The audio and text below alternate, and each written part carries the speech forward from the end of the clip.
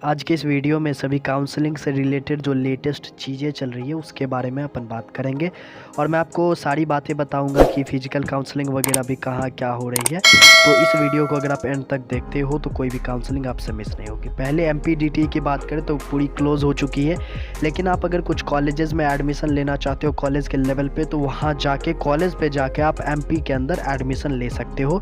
वो चीज़ें बाद में भी दिसंबर तक चलती रहती है, तो उसके लिए कोई दिक्कत वाली बात नहीं है, क्योंकि लोग तो जोसा में शिफ्ट हो जाते हैं, फिर कॉलेज के लेवल पे स्टेट गवर्नमेंट कॉलेजेस में सीट्स खाली रह जाती है, तो वहाँ पे आप जो है एडमिशन ले सकते हो। आगे अगर अपन HSTES के बात करें तो देखो HSTES में ऑनलाइन काउंसलिंग क्लोज़ हो चुकी है, जो कि सभी को पता है कि भैया HSTES के अंदर ऑनलाइन काउंसलिंग क्लोज़ हो गई। अब अगर ऑनलाइन काउंसलिंग क्लोज़ हो गई तो उसके बाद अब बची है फिजिकल काउंसलिंग। अब फिजिकल काउंसलिंग कुछ कॉलेजेस में जो है फिजिकल काउंसलिंग की सीट्स खाली है और अभी भी चल रही है फिजिकल काउंसलिंग, लाइक CDLSIT है, CRSSIT है, RBSSIT है, SIT नीलोखेड़ी हो गया और GJ हिसार, MDU रोहतक, दीनबंधु छोटूराम वगैरह में भी कुछ सीटें खाली है लोअर ब्रांचेस के अंदर, तो इनमें भी आप अभी भी जाके एडमिशन ले सकते हो। ये मैं आपको कह रहा हूँ, एक बार जाके बातचीत कर लेना, मेरे हिसाब से ये रिकमेंडेड है, आप कर सकते हो। और YMCA की अगर मैं बात करूँ तो YMCA में अभी मैंने जो यहाँ पे PDF में लिखा है, इसके बावजूद मुझे ऊपर की कुछ न्यूज़ मिली है कि दिवाली के बाद इसकी काउंसलिंग होगी।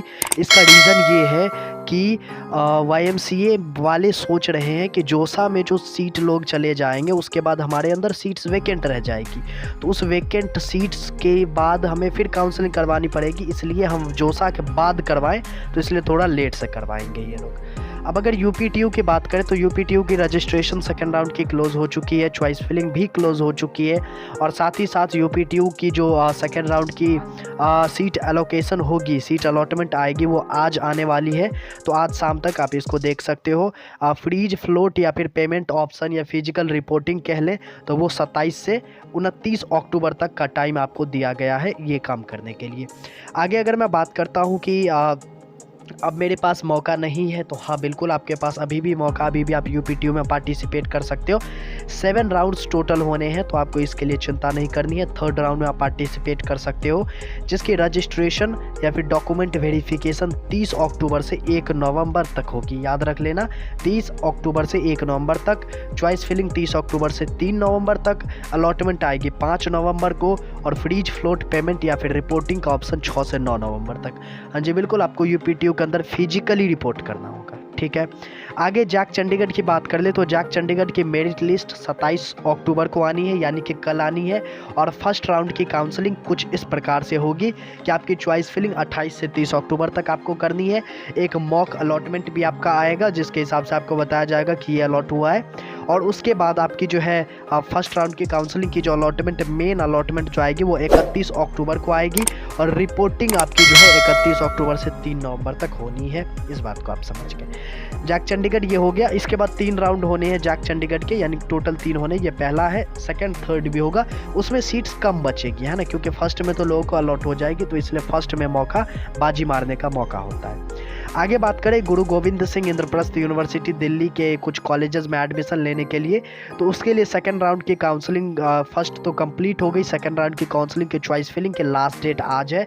अगर आपने रजिस्टर नहीं किया था तो अब आप नहीं कर सकते, एप्लीकेशन फॉर्म नहीं भरा था तो अब आप नहीं भर सकते। अब आपके पास एक ही मौका है, that is institute level counselling, जो कि सेकेंड राउंड या फिर इसके बाद थर्ड भी हो, तो उसके बाद इंस्टीट्यूट लेवल की काउंसलिंग होगी, तो उसमें भी मैं आपके साथ हूँ, आपका सहयोग करूँगा, उसके लिए बिल्कुल भी आपको चिंता करने वाली बात नहीं होनी चाहिए, ठीक है।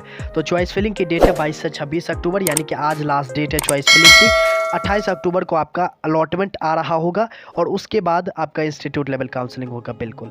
अगर मैं बात करूं BC ECE UG EAC counselling की, तो इट इज़ बेसिकली आपको बिहार के अंदर जो government private colleges, engineering colleges है, उनमें एडमिशन लेने के लिए ये काउंसलिंग होती है। JEE मेंस के बेसिस पे होती है, बाहर वाले भी अप्लाई कर सकते हैं और बिहार वाले ऑब्वियसली कर सकते हैं। इसका रजिस्ट्रेशन 22 अक्टूबर से स्टार्ट हो चुकी है, अभी हो रही है, आप कर सकते हो। झारखंड की बात करें, JCEC की कोई अपडेट नहीं आई है। और अगर मैं बात करूं उत्तराखंड के काउंसलिंग की, तो इसके लिए इंस्टीट्यूट लेवल काउंसलिंग के लिए एक नोटिस कल आई थी कि वैकेंट सीट्स कितने बचे कौन से कॉलेज में, और इसके इंस्टीट्यूट लेवल काउंसलिंग जल्दी ही स्टार्ट हो रही है सभी कॉलेजेस के लिए, तो इसको भी आप कंसीडर कर सकते हो। उत्तराखंड के अंदर इंस्टीट्यूट लेवल काउंसलिंग बहुत लो रैंक पे अच्छे कॉलेजेस मिलते हैं, इसको आप कंसीडर करना। और रिवाइज्ड एकेडमिक कैलेंडर आ गया है कि कब से क्लासेस स्टार्ट होगी, तो उसको आप डिस्क्रिप्शन